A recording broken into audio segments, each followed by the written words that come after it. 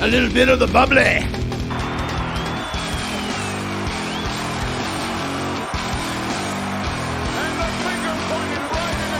So I've been here at 8.5. My son, I told you when I first got here, I keep looking each and every day further and further up that ladder, and things getting better and better.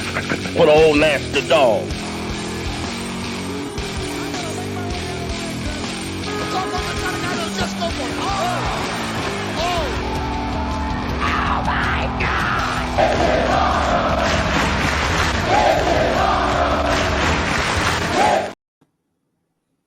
Welcome to the Mark Out Movies Podcast.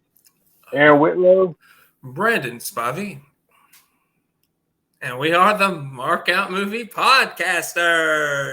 There we are. And we are going to be talking about Scream 3, but we did want to talk briefly about the Elimination Chamber that happened. Was it this past Sunday? This past Saturday. Saturday. I forget. Pay-per-views has moved to Saturdays now. It's just odd to me. Growing up where it is on Sundays, it's just a strange feeling. But I can understand why, because it conflicts with other stuff that happens. But yeah, the Brandon said, so I told Brandon, I said, I was really, I really enjoyed something like that with Sami Zayn and Roman Reigns, and you was like, "No, that's storytelling." You said it was fun. It was fun. That is masterful storytelling at its best, and it was. They didn't book it right, and he's lost momentum. So,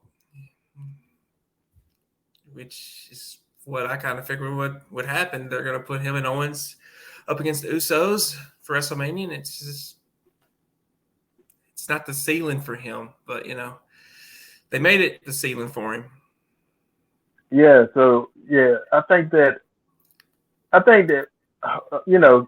they backed themselves in the corner because they had such a great storyline with Sami Zayn and his treatment with him trying to get in good with the bloodline, and then to turn around and get in good with the bloodline, but then at the cost of like destroying his best friend and destroying that relationship, and finally decide, no, I'm not going to do that, and standing up to a bully, and they back themselves in the corner because now at the same time they have this Cody Rhodes thing happening, and it just, I feel like they shot themselves in the foot. I think that it would have been great. I think it would have been great if it's the best story of Sami Zayn defeats Roman Reigns. I think. I'm going to make a prediction. I think Cody's going to get booed. If not at WrestleMania, shortly after. His story it's a nice story, but it's not as interesting as Sami Zayn's. So who else has a title other than Roman? Nobody. Roman is the guy. He's the guy. He's the only guy. That's the only thing about combining the titles, man, is you just make it that. And like I think Cody could have had a better storyline with someone else, maybe. That will give it a little bit more oomph. Some people are saying he doesn't deserve it, and yes and no. What he's done outside WWE coming back, he does deserve this spot. But storyline-wise, he's just beat Seth Rollins, and he came back after an injury, won the Royal Rumble. So I understand storyline-wise, he doesn't deserve it over Sammy, but he does deserve the moment. Come on. I mean, he's went through a lot. He's transformed himself into the American Nightmare, Cody Rhodes. So I hope he wins, but still, Sammy, I feel, had a better story around WrestleMania season. So I agree. And maybe I don't know. I don't know how it will. I don't know how you can really land the Sami Zayn storyline to make it where you can still feel a push, unless Roman wins against you know, uh, Cody. Cody, and then like Sammy defeats Roman maybe later. I don't know, but WrestleMania would have been a great moment for that. But Yeah. it's just, but anyway, that's the main thing that I gathered from the Elimination Chamber. The matches, the best match was the one with uh, the dude from Profits. Is that what they call it? Party something? I don't know. I don't know these kids, but but that one I That chamber. enjoyed. Yeah, Yeah. yeah. The one he dates Bianca, right? Belair. I have no idea about their personal lives, but I think one of them do. I'm not like I really don't know about But that. I really enjoyed that one though. I thought that was a really good one. Um, Yeah, yeah, I mean I enjoyed all the matches. But I thought that Elimination Chamber match was the best. I thought they all told a pretty good story. The one that kind of backfired is to me was Brock and Lashley. Just the story. mm, It's the rubber match, and you end up in a DQ because I'm assuming Brock didn't want to put him over, but you don't know. I mean, it was Triple H's call, I hear. So it just for a rubber match, you don't end on a DQ, and yeah, it looks like it's gonna be Brock versus Omos. If I'm pronouncing his name right, the big giant guy big, that's with MVP. Um, that's just a disaster. yeah. It's just gonna be a disaster. Unless they push Uno, whatever his name is. I don't know the guy. But I did want to mention with that one elimination chamber match. I was thoroughly impressed with Austin Theory, and I think he has such talent.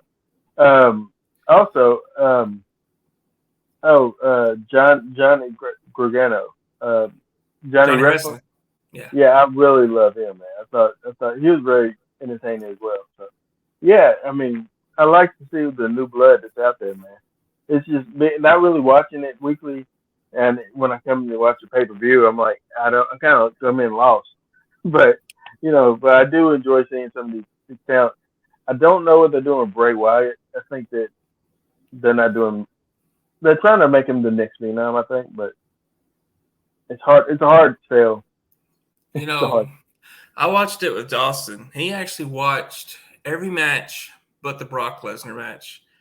And he kept calling the next phenom, as you say, Damian Priest. He says he's got that look. I was like, good eye, Dawson. He does have the look, and he's very talented in the ring. And if they went that way, I could see it working over Bray Wyatt. Yeah, well, I think about Damian Priest. For one, I think he's the embodiment of. I think he's the embodiment of Razor Ramon. He has that swagger of Razor. Yeah. But he also, but he has athleticism. Mm-hmm. He's very agile. Um, but so I really enjoy Damian Priest as well. I think all in all, it wasn't a bad pay per view. Um, shut that door. But yeah.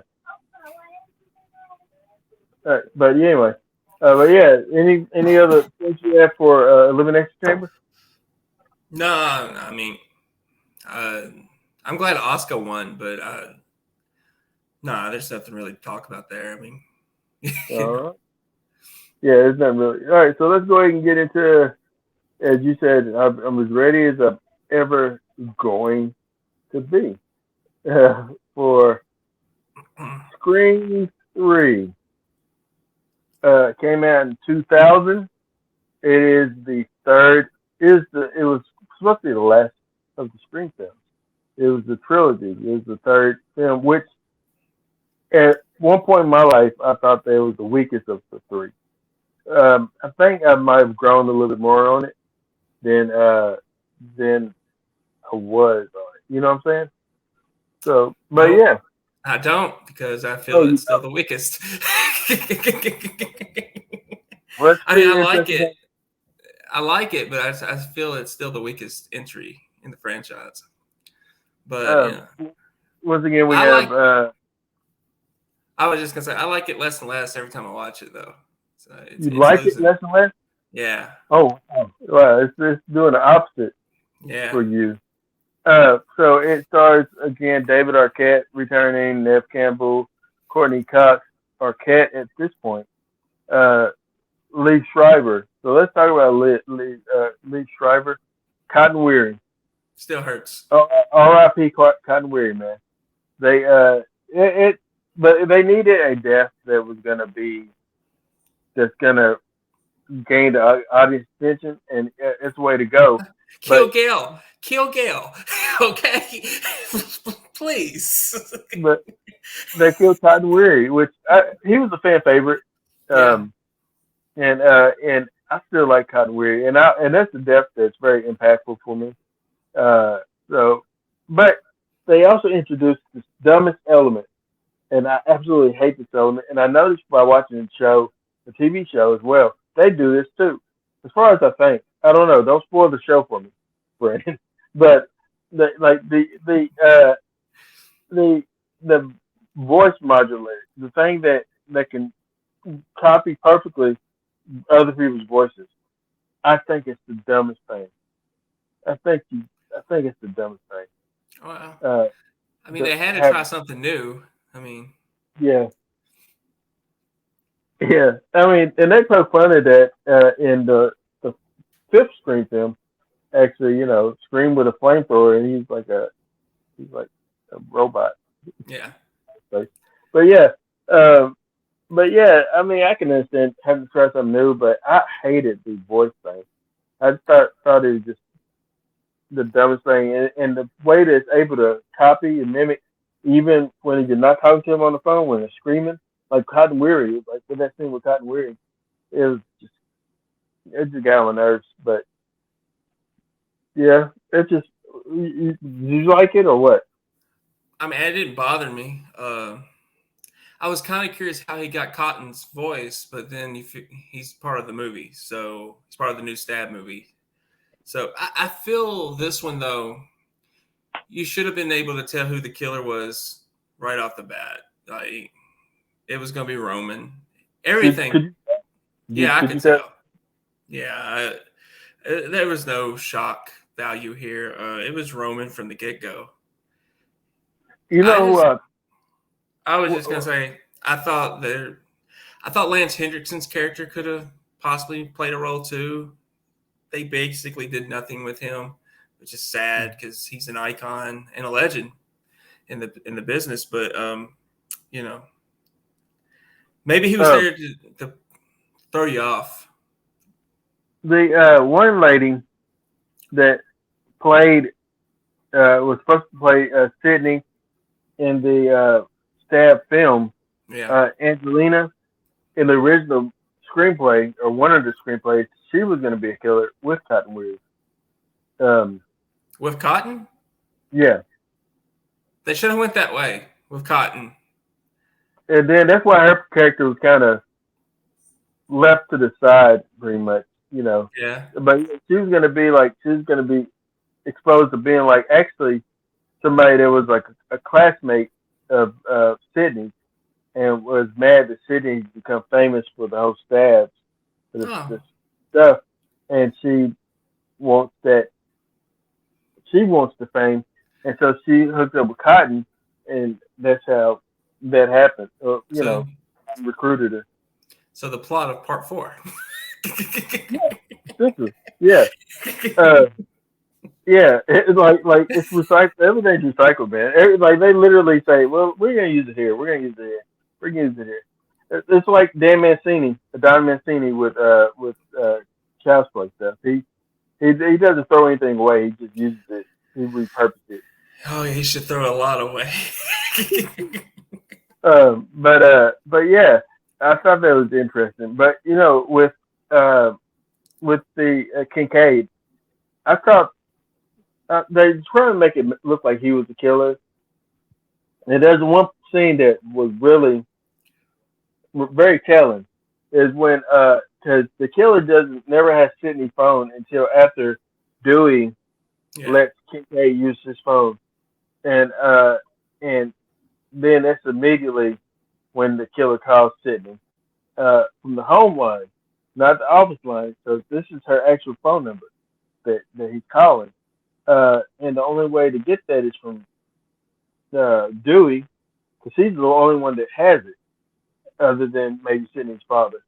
But yeah, I think that was just it is a loose end, man. I don't know how he got the number. How was Roman able to get that number? I mean, Dewey was on the set, so I'm assuming when he was not looking, Roman grabbed the phone. I don't. It's a plot hole, but I don't know. I just assume he somehow got the phone when Dewey put it down or something. Which I guess Dewey probably felt safe there. He didn't probably think someone would go through his stuff or anything. I mean, he was like, what was he? I forget what he called himself. He was the, I don't know, advisor. Yeah, he was the advisor.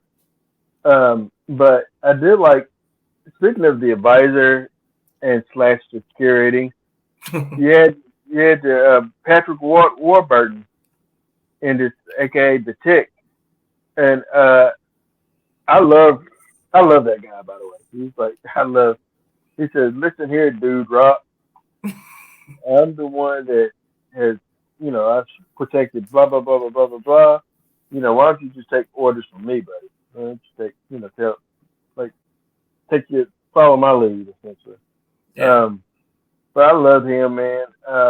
And also the introduction that I like, and it's funny because you hate Gail, and now me doing this with you, I'm starting to hate Gail too, Brandon. I'm gonna tell you that. He's rubbing off on me. But Parker Posey, I absolutely love Parker Posey in this, and I wanted more Parker than I wanted Gail. She played a good Gail. I mean, she played Gail better than Gail. One of my favorite lines is you were what did she say? You were lying about the and whatever she said, like when she was talking to Lance Henderson. Yeah. That was so funny, man. I'm trying to see if I can find that quote. But like the other line in this movie that I absolutely loved was when Roman was like, "Would you have shut this down?" He's like, he was in a movie. He was in a movie called Stabs. He was stabbed. I love that line. I love that cop. It's like everything's like a joke to him, but he doesn't. His delivery is like serious. It's very dry delivery. Yeah. Yeah. You know who I thought was going to be in this movie? You mentioned you would love to have a Dawson's Creek type of scene. By the way, I found this out in looking at something. I was looking at the kill count, so I credit Dead Meat. I found out that the same location for Lance Henderson's house in this movie is the same location that was used for Halloween H2O. Is the school. Makes sense. Yeah. It's the exact same location. But yeah, man. I was hoping for. I think that they should have went with their original idea with having it be Stu Macher. And I think that would have made more sense because they was gonna kind of pretty much coach high school kids into being killers and going after this and recreate the screen. Yeah. With the original people, which kind of what we got him for. Yeah, without Stu. Without Stu. But I mean, I would have preferred a Stu reprising, Matthew Lillard reprising the Stu character. If it's even been considered, that is something the fans want. I would love that personally. It's just the whole Roman thing. It's I don't want to say it's dumb, but it didn't feel like Scream. Yeah. It went against everything Scream was for. And like mommy problems. I mean, I get it with Billy. He had mommy issues, daddy issues. He had all kinds of issues, but it just I don't know. I didn't like it. There was some people in here that was pretty terrible. Like you knew that the moment that what's her name? She's really big at the time. What's her name? She's Jenny McCarthy. Yeah. The moment that she said, "Well, I die," and I'm only in two scenes, and then I die. And this is literally the second scene that she's in. So, like you knew she was gonna die. It's like, Yeah. it's just like Roman being the killer. I always thought that was pretty weak. Out of all the Ghostface, I will say that he's the weakest of the Ghostface. Yeah, he is. Yeah, literally, like we went from, in my opinion, the best Ghostface being Stu and Billy to a pretty good Ghostface being Mrs. Loomis and Mickey. I think Mickey's still a pretty good Ghostface. Very convincing. To Roman, it makes zero sense. Like in the whole saying that, well, he was there from the beginning. That's why they pretty much. I don't think they really discussed him ever again in any of the other movies, right? No, but they bring him back on for Scream 5 when he was on Dawson's Creek. You see him on screen for the Halloween episode they did on that show. So we do get a Dawson's Creek in a Scream movie. So, but I honestly, after thinking about it, I feel that the reason they didn't go with Dawson's Creek theme for this movie, since it was in Hollywood, is probably because Josh Jackson was in Scream 2 as a different character. So, and then also Kevin Williamson at the time that he was. So they had to do some rewriting. He didn't. I don't think he wrote for this one because he was busy. Yeah, he gave him an outline. Yeah, he was busy with Teaching Mrs. Tingle. I think that was his. And I think he started Vampire Diaries in 2000. I'm not sure. He also still had Dawson. He also he did some rewrites or something on. Didn't he have something to do with the faculty, or is that not him? No, I don't think that's him. But it's essentially Kevin Williamson was super busy. Yeah. He was super busy, in which serves him right, man. The guy keeps putting out great television, great stuff. Like he did follow. Yeah, that's what.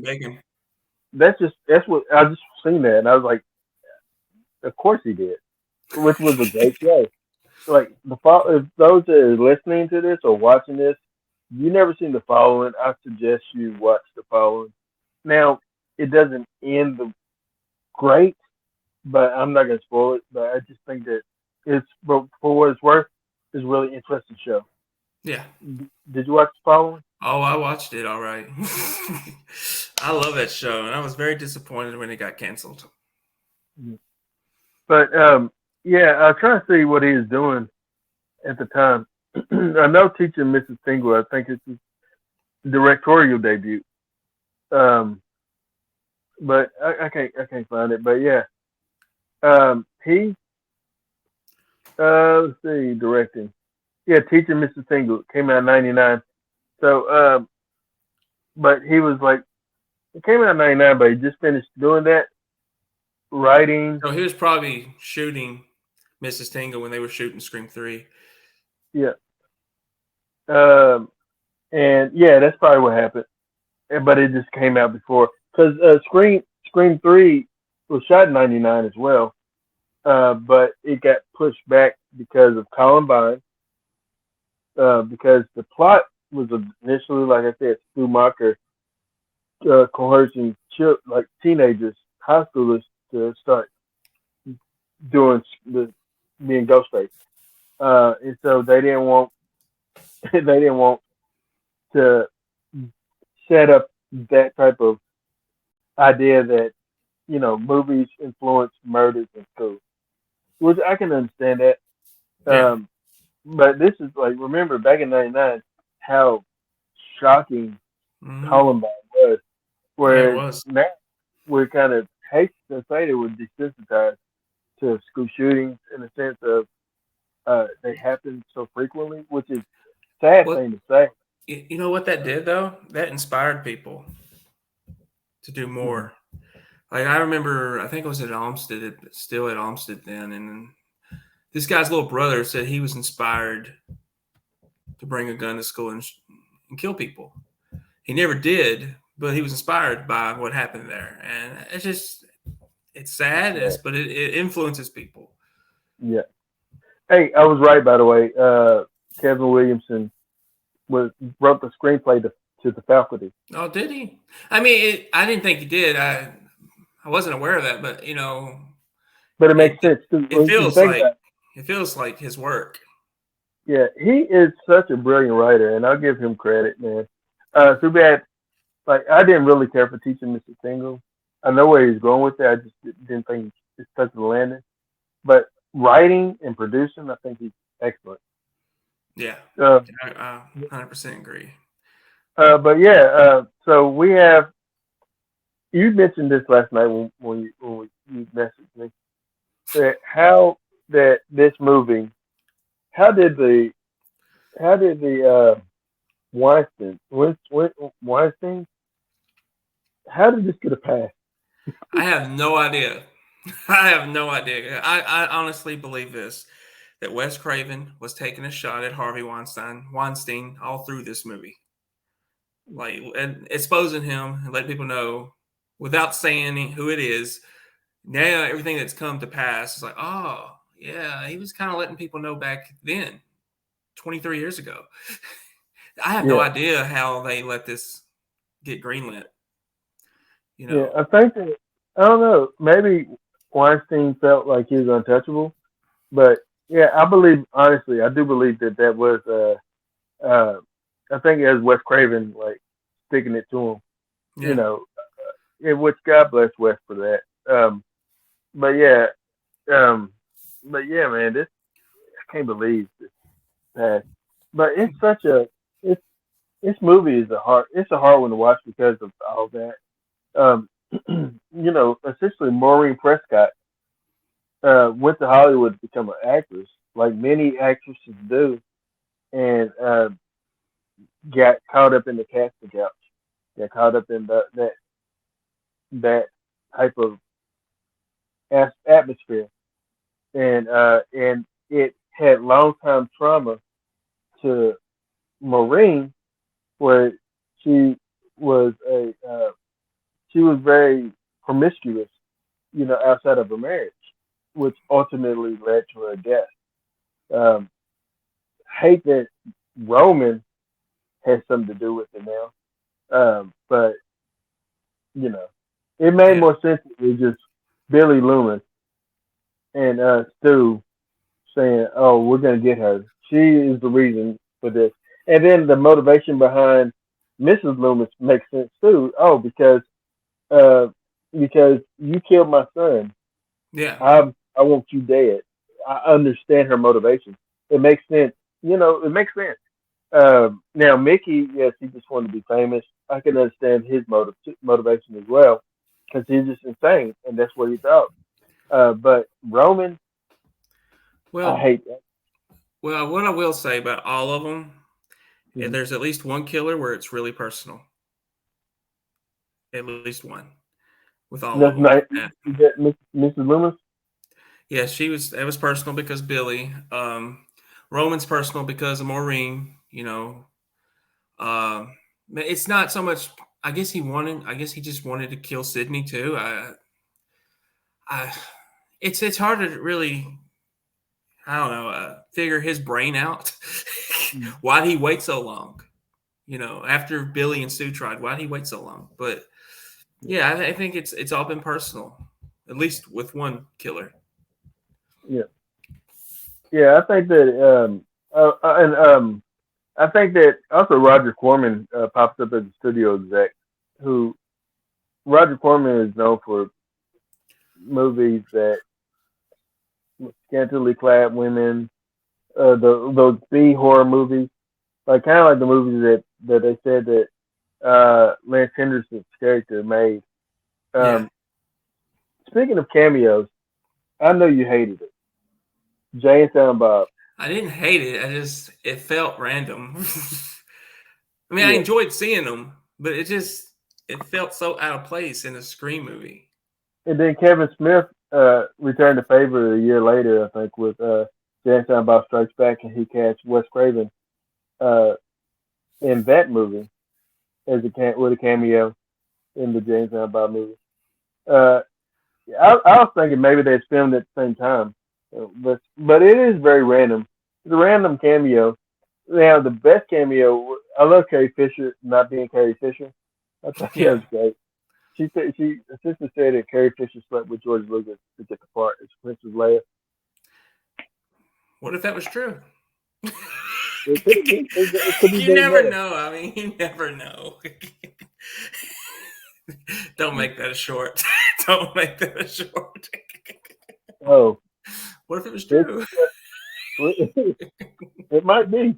Yeah, I I gotta mean, remember. it was during that time. I mean, they said the 70s, right? It's a hell of a time, man. Princess Leia, I mean, George. honestly, if it's true, it wouldn't shock me. Mhm. I mean, as Lance Hendrickson said in the movie, Hollywood isn't for the innocent. No, That's true. It's this is not. true. It's true.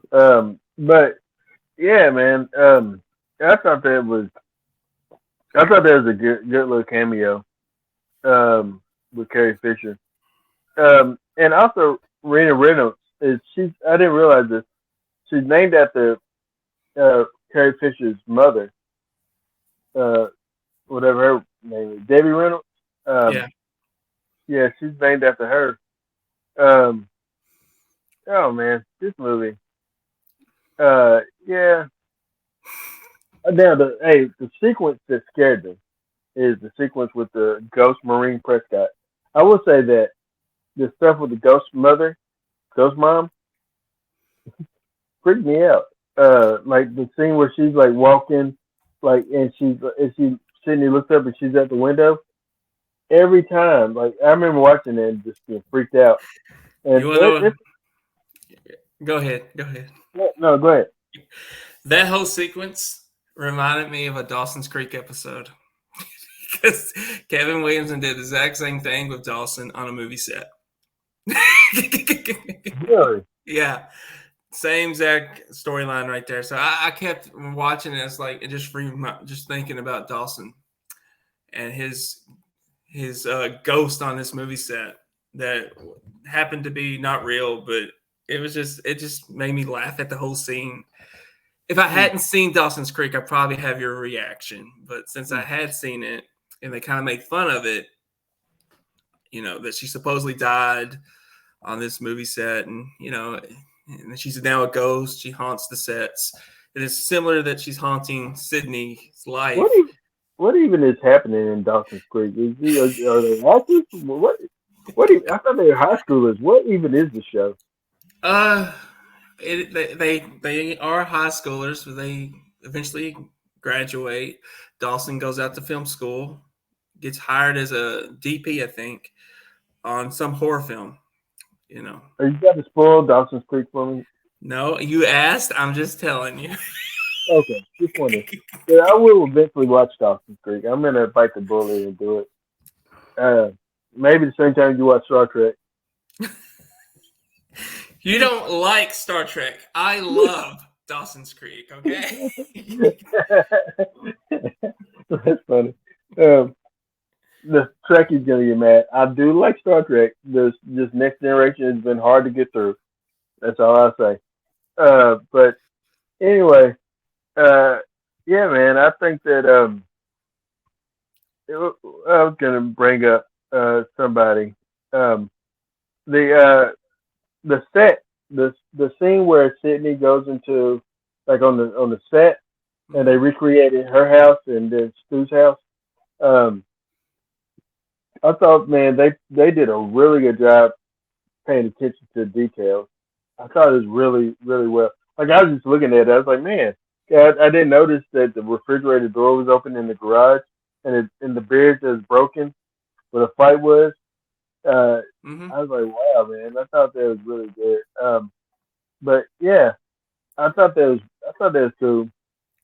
It's movie, it has cool stuff, but it is the weakest out of the film.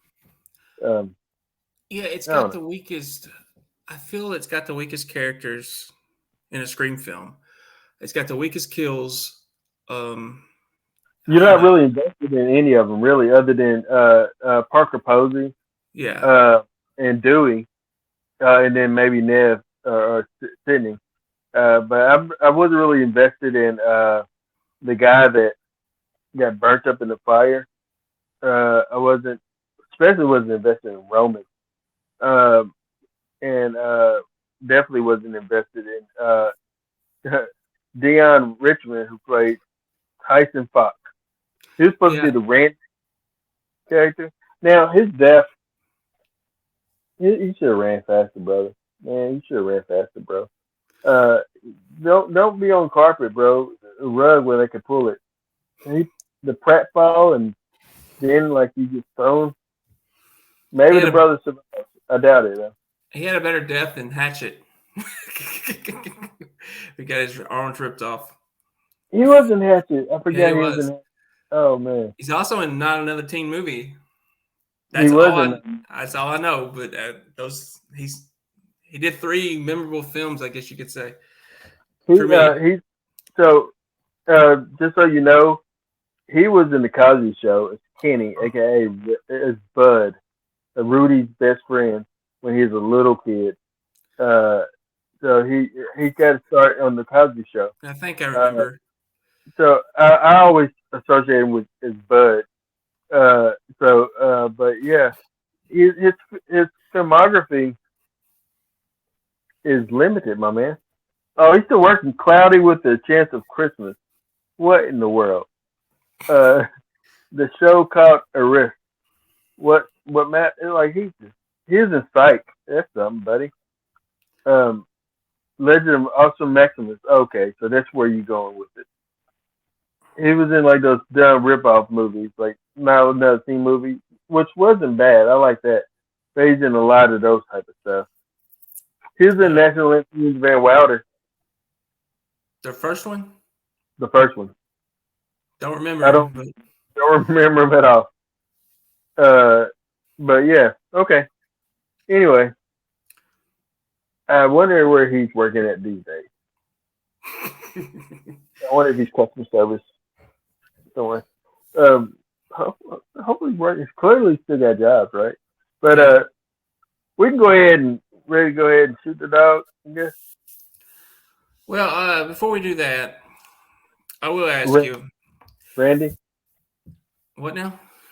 what about Randy coming back? Oh no. I mean, did you want to speak on that?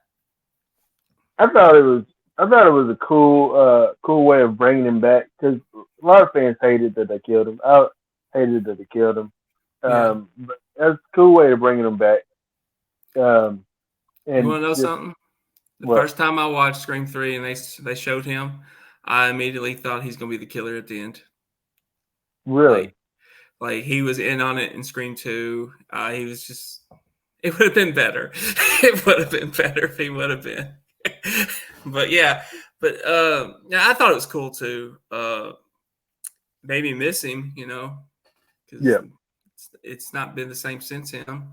It's really not going to be the same without Dewey. But I really want. But what were you going to say? I was just going to ask you. Very end of the movie, Dewey proposes to Gail Weathers. Yeah. What is your thoughts on Dewey's love, I guess, for the meanest woman in the Scream franchise? I just don't get it. I don't know. What's more pressing is the fact that they always end up together at the end of the movie, but they always end up apart between the movies. Yeah. Now they're apart forever because Dewey's dead. Thanks for the stab.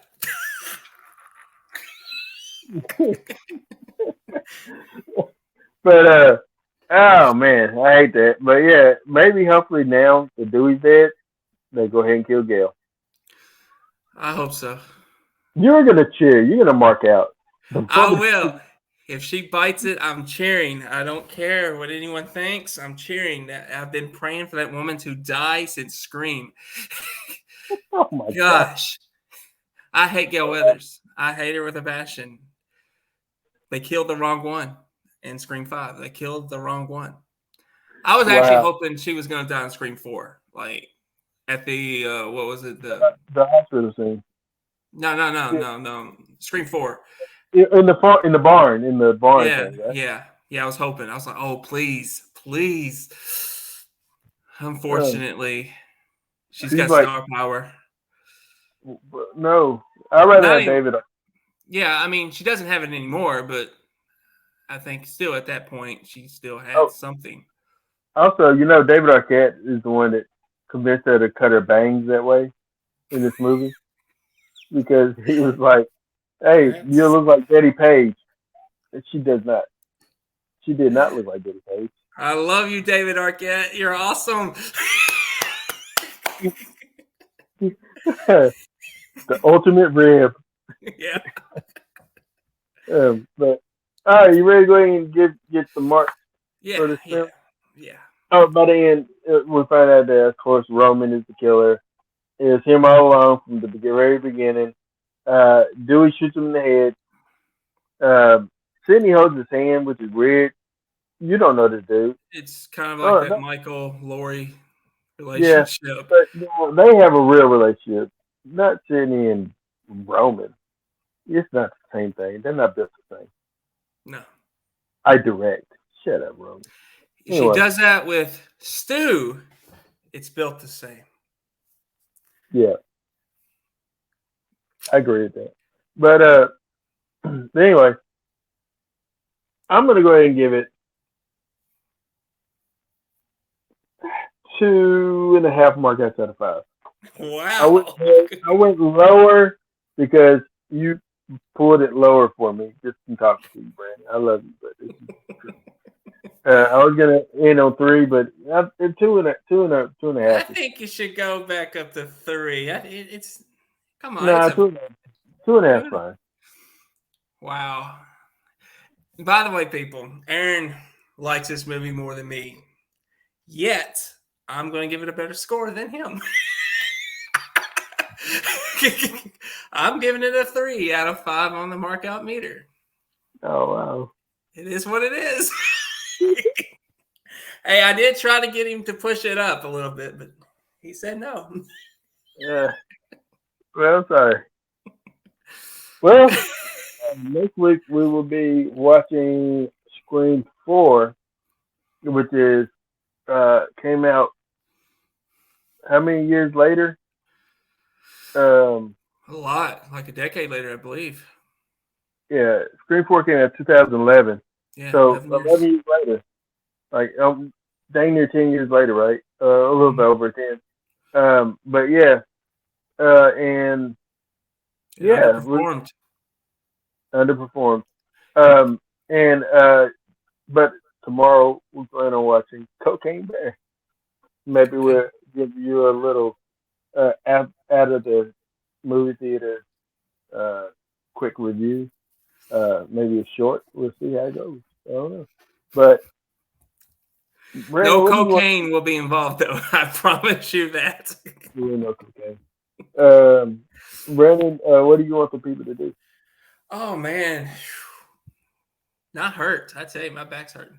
I would like for you to share, subscribe to our Markout Movie Podcast channel if you have not already, and hopefully enjoyed our review of Scream 3.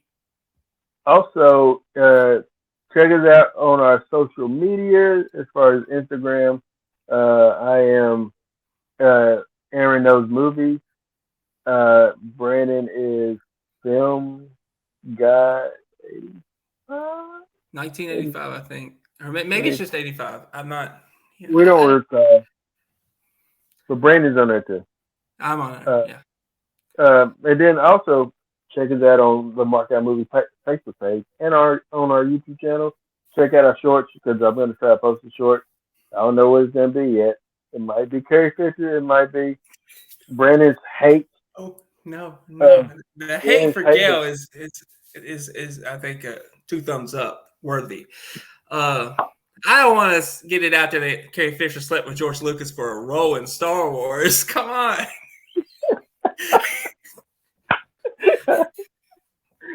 It's out there, Brandon. But she said it first. She said it first. Now she did, so we never know. Oh, George's still around here, but he ain't talking. Yeah, but anyway. But it is funny. She's never worked with him since the Star Wars trilogy. There he you go. He hasn't been part of the new one, so there you go. There might be something to it.